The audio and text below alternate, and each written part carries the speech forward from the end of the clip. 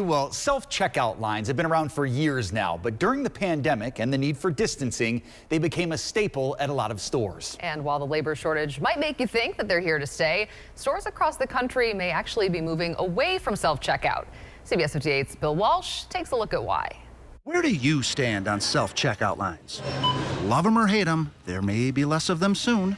Food industry analyst Phil Lempert says retailers in Britain and the U.S. rethinking self-checkout lines, especially in grocery stores. So I think we are going to see the demise of self-checkouts very soon. Lempert says hiring and keeping cashiers, human ones, is hard. So why would stores do this? Well, it's about money.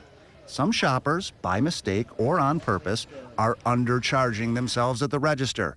And stores are so hacked off about it, they're actually trying to send people to jail. They were brought back to the security room and threatened that they were going to be arrested for, not scanning a tube of toothpaste. A woman in Alabama won a $2 million lawsuit against Walmart for a wrongful shoplifting arrest.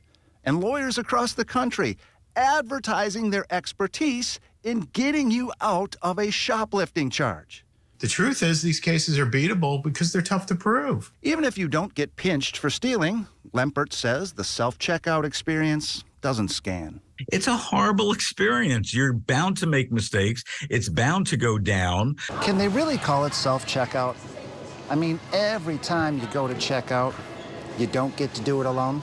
So this is far from scientific, but it took me exactly one shopping trip and less than 6 items to find something that didn't work at my self-checkout. And look at this. Even the trained store worker, who was very nice and very professional, could not get the item to scan.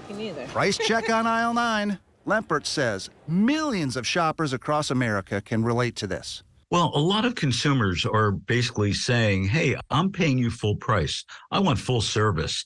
I want to have a cashier. I want to have a bagger, or reward me for checking out myself. If enough shoppers are checked out of this self-scan experience, even the big box stores will feel it in their bottom line and have to make a change. When I was at the store, there was the nice lady who helped me and a security guard lurking behind. Okay. Like, we need 3 people to take my 20 bucks? What are we even doing here? Well, you're an honest guy. See, a lot of people might not. Well, sure, of course, but in Britain, they're hugely unpopular. There's a petition, 250,000 people strong, to get rid of them, and stores are responding. That might be coming here. If you got 3 things, they're great. Yeah, if you have a full shopping cart, no way. There's not enough space for bags. Although I'm a self-checkout, I'm in favor of it. You probably do the European shopping. You just grab a few things and you're out of there. I feel like I'm good at it. I am clearly not. Of course, the trained person couldn't get myself to scan either. This is the problem. It's not without its problems. They don't work. Amazon is rolling out smart carts. You just throw the stuff in the cart. Yeah.